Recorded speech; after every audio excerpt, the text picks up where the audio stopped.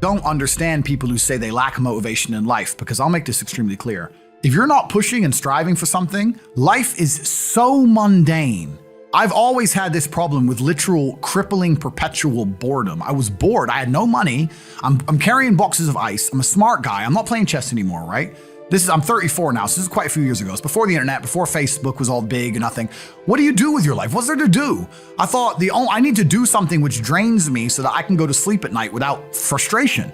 And if I kickbox, if I run 3 miles to the gym and then fight for 3 hours and run 3 miles home, at least I can sleep. I literally couldn't sleep. I wouldn't say it's ADHD, but I was just frustrated. And then on top of that, I've always had this huge frustration in regards to money, even though I was poor. I'd grow up around a bunch of other poor kids and we'd be walking to school or walking to college and a Ferrari would drive past. And they'd go, oh, cool, Ferrari. And I'd say, doesn't that annoy you? And they're like, what do you mean? And I'd be like, he knows, he's hacked the matrix. Don't you see? How does he have 400 grand for a car? He knows something we don't know. Well, aren't you annoyed that there's people out there living a lifestyle that we can't ever aspire to? We're never gonna work a job and pull this off. Doesn't this bother you? And they all be like, no. But me, I was always angry. I was always angry, not angry in a go to jail way, but just I was angry. I was like, something isn't right, something doesn't add up. So kickboxing was my answer. I just started kicking people's ass and I just felt a little bit better. That was kind of how it worked. At what point did you realize you were like world class at this? So when my first day in the gym, I walk in, my coach, it was 4 Bosnian men. I was a child. It was 4 Bosnian men in this tiny little terrible gym. It was not like a commercial gym or a commercial class. And he said, can you fight? And I said, yeah, I've done karate for a few years. That I got knocked clean out my first day, of course. And I guess they expected me to never come back, but I kept coming back. And my coach said to me, look, after about a year, he said, look, I want to put you into a fight. And he took me down to a town called Southend-on-Sea. And my first fight wasn't kickboxing. My first fight was actually MMA. And it must have been a little bit over a year because I was 18. And I was fighting a 24-year-old security doorman. And being a stupid American, I thought pounds and kilos were the same because I weighed in at like 82 pounds. He weighed in at like 90. No, I weighed in at 82 kilo. He weighed in at 90 kilo, which is an 8 kilo difference, which is almost like 20 pounds. And I was like to my coach, is that a big difference? He's like, no, don't worry about it. I was like, okay. But thinking back, a 20-pound difference, a big difference in fighting, right? And I got in there and I won. I didn't win necessarily through skill, but I just kept going and I just outgassed him. And towards the end, I'm just on top of him, just punched him in the face, right? And now I'm only 18 years old. So from there, my coach was like, okay, you have some potential. And for a long time, I believed it was my only way out because like once again, before the internet and stuff, I'm going to college, I finished college. I don't believe in university because I'm too smart to get in debt for formal education. I'm too smart for that job.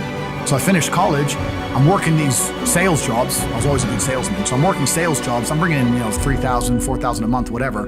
But I thought my only way to get rich is fighting. I couldn't think of another way to get rich. And I didn't fight only to get rich, but I saw light at the end of the tunnel. So that's all I wanted to do was just fight. And so at what point do you go fight for the first world championship? So I fight for my first ever world championship on 2 days' notice. So I'm in Slovakia. There was a town. I'm going to tell everyone now on this podcast. I'm going to give the secret away. If you're bored right now, if you're watching this on the internet, load up Google Maps, right? And there's a town called Košice, K-O-S-I-C-E. And it's on the opposite end of Slovakia to Bratislava. So Bratislava is the capital, and then you have Košice on the other side. It's 4.5 hours drive from Bratislava. It's about 4 hours drive from Warsaw and about 4 hours drive from Budapest. It's in the middle of nowhere. But all the villages and all the towns, everyone around this little town, every hot girl within about 400 square kilometers lived in this town. Because there was nowhere else to go, right? And they were all there. And when I was going there, this is pre-EU, they didn't have the euro. And me and Tristan used to go there on holiday because we would clean up. And when I say clean up, Tristan's your brother. My brother. And when I say clean up, I don't mean clean up like you clean up on holiday with some in Mexico. I mean clean up with 10s, like supermodels. It was unbelievable. And a beer is like 30 cents. And we're the only men there who speaks English. So I was in Košice, and then I got a phone call from Amir saying you have a world title fight in 2 days. I was literally drunk at the time. And who's Amir? Amir's my coach, sorry. Okay. He's a Bosnian Muslim. He fought in the Yugoslav conflict. Got shot 6 times, didn't die. That's Amir, right? So he's still like a father to me today. And I must have been crazy. I was like, okay. I can't explain, and I want to say this in a way where it's truly understood. When I say I didn't give a shit if I lived or died, I don't mean that in a sad, suicidal way. I mean that in an empowered, charging at the gunfire. Back then, I didn't think I had anything that really made me really give a shit about living. Not in a do-to-do sad way, just in a let's go out in a blaze of glory then. I'm not rich. I don't have nothing. I'm just banging girls in Slovakia. Well, who is this guy? So it was against a French world champion. Jean-Luc Benoit was his name. And the opponent pulled out and they needed a guy on 2 days' notice. And I had to lose 6 kilos, which is around 13 or 14 pounds in 2 days. So is that easy or hard? That's hard, bro. 13 pounds in 2 days is a long weight to lose.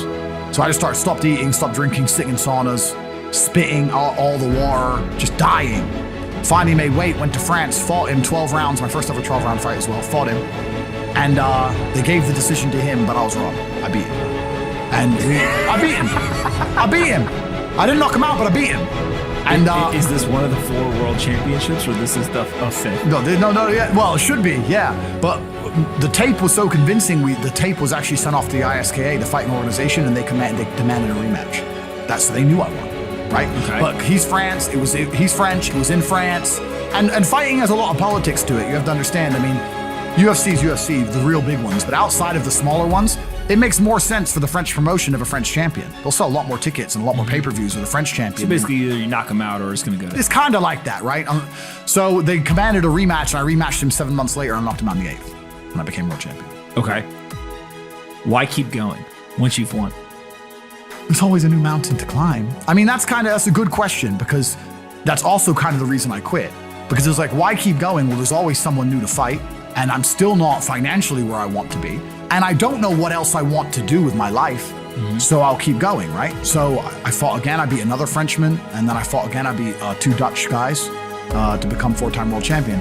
But one day I woke up and I was like, is becoming 5-time world champion going to improve my life? I mean, I've already do I need 5 belts? How much money do they pay for these fights? $3,000, $2,000. It doesn't even, you need to work on the side. You're giving up all your free time to get punched in the face. Like, it's a terrible decision. Like, I don't know why I decided to do it. But eventually, once I was world champion, I'd get like $100 grand to fight, but I'd give 20% to my manager. Then the UK, with the UK taxes, 40, 50% would disappear. And sometimes you only fight twice a year or whatever. I was certainly not rich. I didn't consider myself rich. So you get like rich. 30 to 40% of it. Yeah, and I didn't consider myself rich. Like 30, 40 grand chunks, twice a year, maybe 3 times a year. Living in London, London rents, you need a car. You're trying, like, you're not rich in any way. And that's actually the reason I retired, because I woke up one day and I thought, I'm giving 6 hours a day of absolute focus and energy to this. And I believe I'm smart enough that if I put that much tenacity into something else, I can be a multimillionaire. I truly believed that. I was like, I've realized now I've reached the pinnacle of kickboxing. My choice is either to change over to MMA, which I was offered to do earlier in my career, but at the time, the kickboxing contract paid more money. I had to pay the bill, so I went kickboxing. Change over to MMA, learn to wrestle, change over to UFC, blah, blah, blah. But this is also like 7, 8 years ago, where even the UFC didn't pay the money it pays now. But the UFC still doesn't pay that much money, from what I understand. No, if you're like top 5 or champion, yeah. But most of the dudes you're going to see there in the prelims, they're getting 10 grand to fight, 9 grand to fight. It's nothing, right? So it'd be like starting my career all over again. And at the age of 28, I thought, I don't have the gumption to start again. I've been through hell for this. I've broken my hand 8 times. My ribs have been broken. I don't want to do this all over again. So what do you do when you realize that, hey, maybe I don't want to keep fighting? I decided to get rich. What does that mean to you? When you're sitting there, you're getting $30,000, $40,000 kind of net on a per fight basis. Is rich to you like, hey, I want a couple $100,000, $1 million, $20 million, $1 billion? I want 30 or 40,000 every month. 30 or 40,000 every month, so about $500,000 a year. Yeah. Take. I thought if I had that much money, I could do whatever I want. Okay. That's what I decided. So what's step 1 that you do? So step 1 is, maybe that's how we ended up here together, my friend. Step 1 is, decided to be very logical about it. Chess player, right?